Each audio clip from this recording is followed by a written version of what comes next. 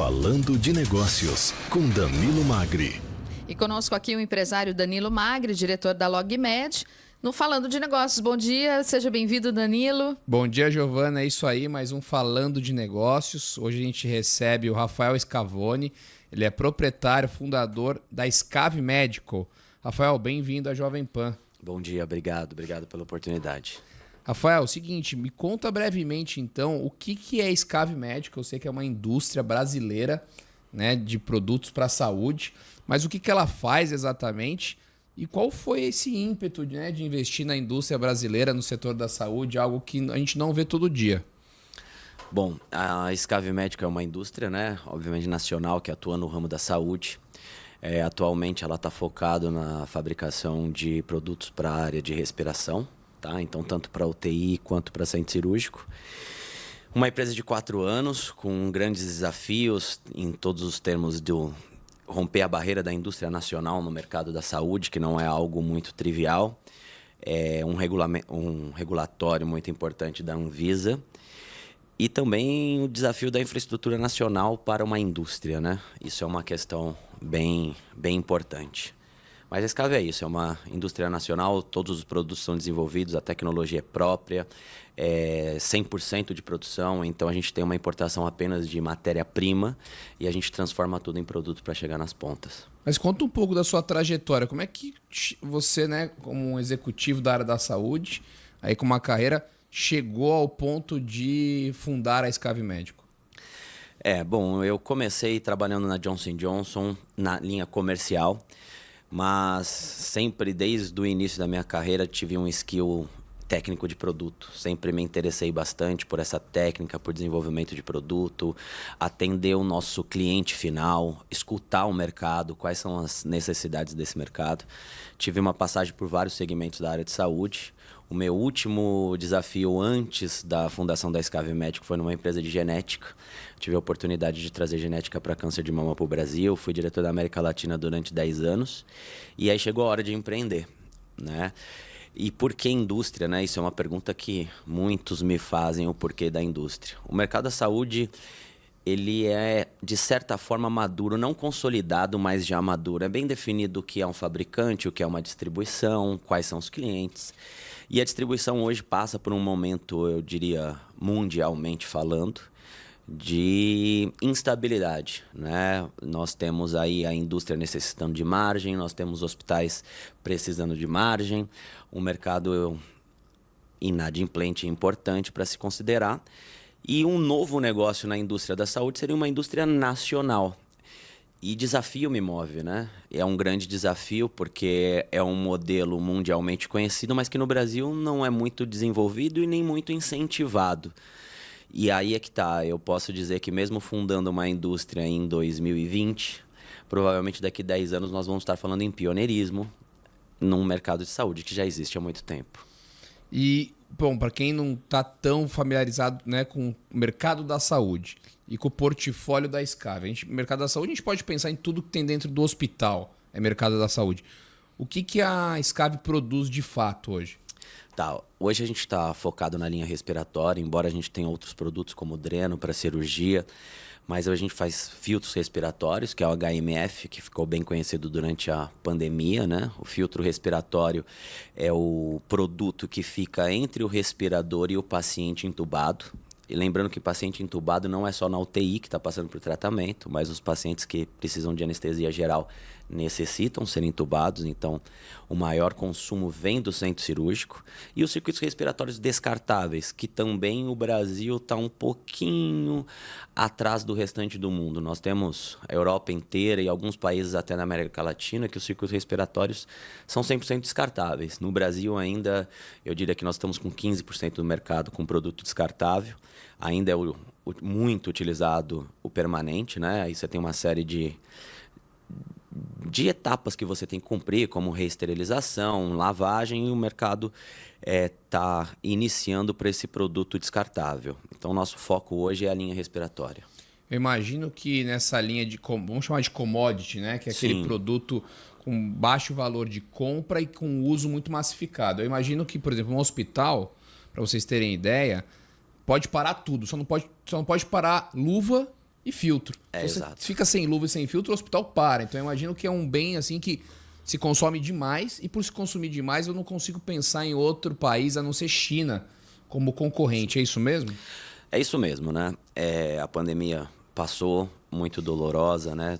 Deixou todos essas coisas ruins, porém ela deu alguns insights para as pessoas, alguns valores que teriam que ser mudados, mas o que eu sinto é que a gente vai se distanciando e os velhos pensamentos começam a retornar, né? Quando eu lancei a indústria meses antes da pandemia, durante a pandemia todo mundo colocava, não, o país realmente tem que se desenvolver, a gente não pode ter essa dependência da China. E a gente investiu nisso e foi com esse foco, né? Desde o início a gente tinha esse foco e já sabendo que o nosso principal concorrente estaria do outro lado do oceano. Mas as pessoas começam a esquecer novamente, né? A importação volta muito forte, a dependência da China volta muito forte. E falando até como negócio mesmo na linha de consumo, o hospital precisa sempre ter um saving em consumo, porque é um material do dia a dia, como você bem citou. E aí a China volta a ser o... Os caras têm preço. Tem preço, não tem jeito. Como é que é essa guerra de preço Brasil-China? Dá para competir em preço? Essa guerra de preço Brasil e China, ela parece infinita. Porque quando você acha que o produto atingiu aquele preço mínimo, ele sempre tem uma carta na manga. Porém, o Brasil, eu digo que o nosso principal concorrente não é o preço do produto, e sim o negócio como um todo. Você trabalhar com importação, todo mundo sabe que tem um ciclo financeiro alto, né? Você tem 30 dias de frete, você tem Anvisa, você tem regulamentação. E no Brasil, a gente não tem muita previsão de como que vai estar o dólar no mês que vem, quanto mais daqui 6 meses. Então você briga como negócio. Já um negócio nacional, você tem as vantagens de ter uma entrega muito mais dinâmica, conseguir equalizar a sua produção versus o que o mercado necessita, você tem um fluxo de recebimento muito favorável ao vendedor, né, ao distribuidor ali, quem está comercializando o produto. Então eu digo que não é preço de produção do produto, e sim você tem que encarar como o negócio como um todo, os valores. A cadeia toda, né? A cadeia toda. Rafael, eu queria te fazer uma pergunta. E quando a gente fala em qualidade do produto, queria que você falasse um pouquinho sobre isso, essa diferença também, por exemplo, entre o que é fabricado aqui, né, o seu produto, e da China, por exemplo. A China, eu vou fazer um paralelo, tá?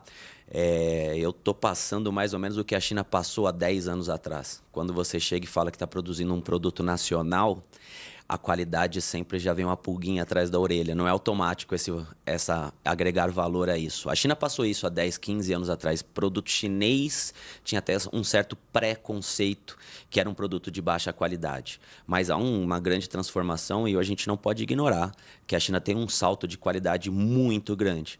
Mas tratando-se de um país do tamanho da China, você sempre vai encontrar o produto de baixa qualidade e de alta qualidade. O problema é que nessa guerra de preço, às vezes o mercado se vê refém de pegar e escolher por preço. E a qualidade às vezes fica subjetiva. Então eu tenho que me provar 2 vezes. Eu tenho que me provar que eu tenho capacidade e depois eu tenho que provar minha qualidade e depois recertificar essa qualidade para tirar esse preconceito também da indústria nacional. O momento é esse, é assim que eu encaro o mercado, assim que está funcionando o mercado. E Rafael, eu tenho um pedaço de informação aqui da Escave que eu deixei metade da entrevista para isso, que eu achei muito interessante. Aí sim a gente consegue falar de diferencial, de futuro. Eu vi aqui que a Escave ela tem uma série de pesquisas incentivadas com universidades do Brasil e patentes, inclusive, mundiais. Pelo que eu estou entendendo aqui, só para vocês saberem, pessoal, a PAV, que é a pneumonia que se dá, né, no hospital, ela é a segunda maior causa de morte no hospitalar. A pessoa fica respirando, certo, Rafael? Aquele filtro. Sim. E aquele filtro ele acaba gerando a própria próprio vírus que volta para o estômago, para o pulmão da pessoa. E eu vi aqui que a Escave tem patentes mundiais no desenvolvimento de filtros com nanopartícula de prata. O que é isso? Sim. Falar um pouquinho de estratégia de negócio para chegar aí, né? A gente tem uma estratégia de curto, médio e longo prazo sempre, né? Em tudo que a gente faz. E nós temos, desde que abrimos a empresa, a intenção de desenvolver tecnologia. Concorrer frente a frente com China, sempre você vai ter problemas e sempre é variável preço. Quando você agrega valor e traz inovação, você acaba se distanciando um pouco dessa competitividade. Então, a curto prazo, a Escave surgiu para trabalhar os produtos existentes no mercado, aqueles que já são de uso, os gold standards que a gente chama. Só que a gente investe em tecnologia desde o início. Então, eu desenvolvi um trabalho com a USP, tá? Isso eu estou falando desde 2021, junto com o IPEM, que é o Instituto de Pesquisa de Energia Nuclear, para que a gente inovasse no filtro, a gente acrescentasse uma função. A PAV, que é a pneumonia por acesso ao ventilador, como você citou, ela é causada por bactérias, por fungos, por vírus. E você tem um circuito respiratório, um filtro respiratório que é por barreira. E ali você tem um acúmulo dos vírus, das bactérias, das leveduras, enfim. Nós acrescentamos uma nanopartícula de prata, que isso é uma receita nossa, né? Nossa nanopartícula de prata não é patenteada, ela é um segredo industrial, mas o filtro com nanopartícula de prata, ele é patenteado. Então, além de filtrar por barreira, a gente combate tanto os vírus como as bactérias e as leveduras. Nós já temos patente mundial desse produto, são 15, vão ser 18 países que elas foram depositadas. Tá? Nós estamos em fase final de estudo nacional. Todos os estudos in vitro, inclusive, nós temos licença, já registro da Anvisa para comercializar, só que agora a gente está fazendo um estudo que vamos publicar até o final do ano, já em hospital, já em vivo. E uma oportunidade de se transformar um novo produto Gold Standard mundial. Isso não tem no mundo? Não tem no mundo. Então, deixa eu ver se eu entendi o conceito. Hoje você tem um filtro que filtra por barreira. Você simplesmente impede, né, o vírus, a levedura de voltar para o pulmão do ser humano. A nanopartícula, além de impedir, ela mata. Ou seja, você potencializa essa proteção. Isso, exatamente. Ela inativa os vírus e mata as bactérias. É exatamente isso. O filtro é feito por barreira eletrostática. Então, você tem a atração das bactérias e dos vírus. Ali, nesse momento, a gente começa a combatê-los. Então, quando você tira esse filtro desse paciente, faz uma análise no laboratório para ver o que tem de vida ali, com nanopartícula de prata, ela se aproxima a zero. Nunca vai ser 100%. Nada na medicina é 100%. E quando você avalia um filtro comum, que é o que a gente fabrica hoje, que a gente coloca no mercado, eles estão parados, mas eles estão todos ativos. Não, isso é muito interessante. Você descobrir que numa indústria nacional tem uma patente mundial nesse nível, né, de update, vamos dizer assim, de um produto tão básico e tão necessário dentro de um hospital. Mas como é que funciona, então, Rafael? De onde surgiu a ideia de nanopartícula de prata? Por que no Brasil?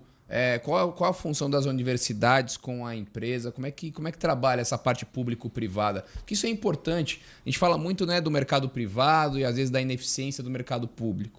A gente tem aí pesquisadores acadêmicos excelentes no Brasil, mas a gente sente uma distância muito grande. Esses acadêmicos eles têm dificuldade de transformar conhecimento em negócio. Como é que funcionou no seu caso?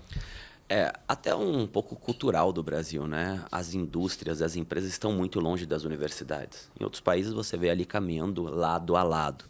E o Brasil, quando a gente exporta, se tem coisa que a gente exporta, são profissionais com alta capacidade, porque aqui não há oportunidade. Então, quando você visita esses centros universitários, onde você tem cientistas, onde você tem pesquisa sendo desenvolvida, existem coisas fantásticas paradas dentro da gaveta. Porque se cumpre a pesquisa, atinge um objetivo, se engaveta isso e ali para. Eu não vou dizer morre porque ele está engavetado ali, mas ali para. Então, até como o setor como um todo, e aí já fica a primeira observação, né?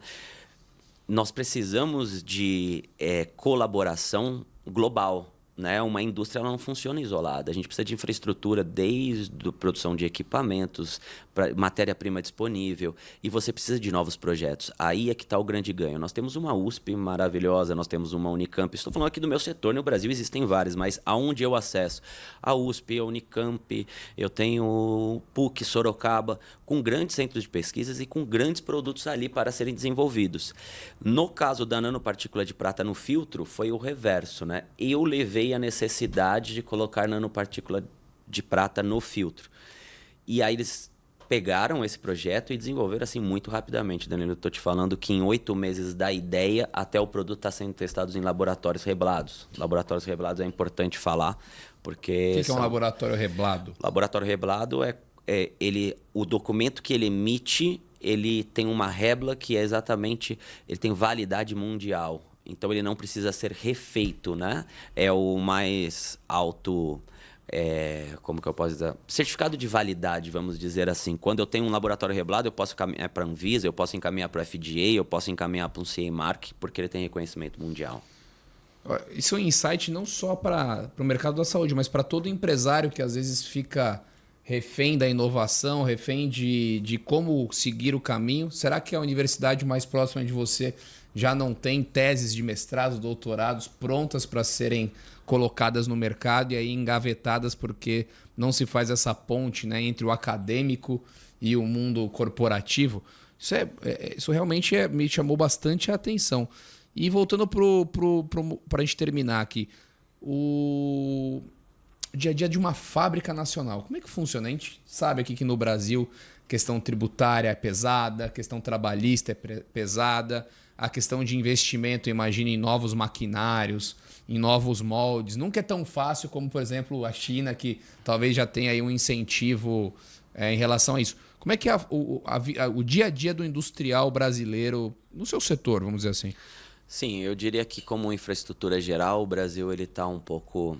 Não vou te dizer de tecnologia, a gente já tem bons profissionais, a gente tem bons produtos, mas a disponibilidade é muito complicado porque são poucos. Né? O setor da indústria precisa de um apoio muito grande. Então, quando você desenvolve um produto, e eu trabalho com plástico, né? Nós precisamos de moldes de injeção. E aí, quando você pode ter uma ideia hoje, mas em menos de 6 meses você não vai implementar, porque para você fazer um molde hoje no Brasil de baixa complexidade, você vai demorar 3, 4, 5. Se for média complexidade, 6 a 8 meses. Um molde. Um molde.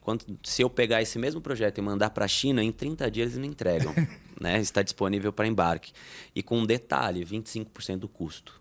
Né? E aí Paga o frete, atravesso o oceano e chega no mesmo preço aqui. Não. Chega mais barato. 25% de custo. Depois do frete. Depois do frete a gente vai bater em 40%, 42%. Né? A questão é que quando você tem um produto de muita complexidade, você precisa acompanhar o tryout desse produto. E você ir para a China se deslocar não é uma coisa tão fácil assim. Mas aí desde energia, fornecimento de peças, o Brasil não tem incentivo para a indústria nacional.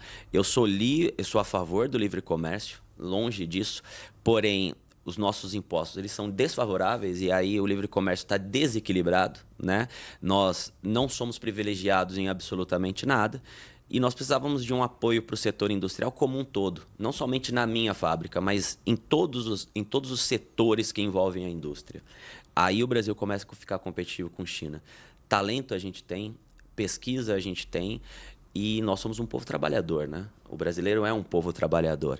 Então, se a gente tivesse alguém olhando para nós com mais ênfase, eu acredito que em pouco tempo nós já poderíamos estar exportando produto, não só para o mercado nacional. É isso que eu ia perguntar. Qual que é o futuro da Escave Médico com essas patentes mundiais? A ideia é exportação também? A ideia é exportação. A ideia é exportação principalmente para os países onde a guerra de preço não é tão acirrada e qualidade ainda fala mais alto.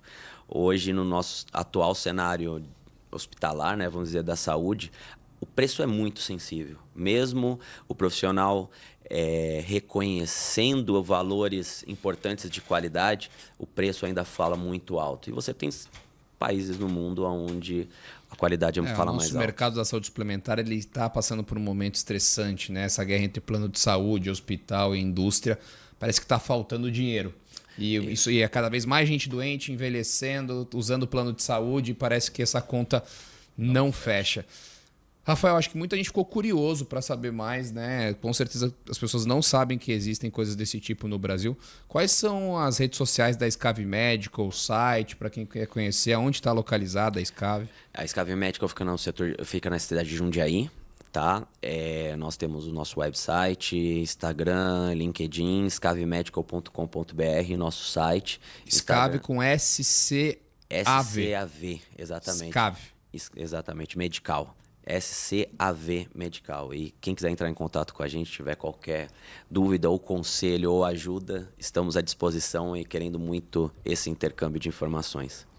Rafael, muito obrigada pela sua entrevista aqui no Falando de Negócios. Excelente entrevista. Obrigada pela presença. Fique à vontade, volte sempre que quiser. E Danilo Magri, obrigada por mais um Falando de Negócios. Bom dia para vocês. Bom dia, Giovana. Até semana que vem. Bom dia.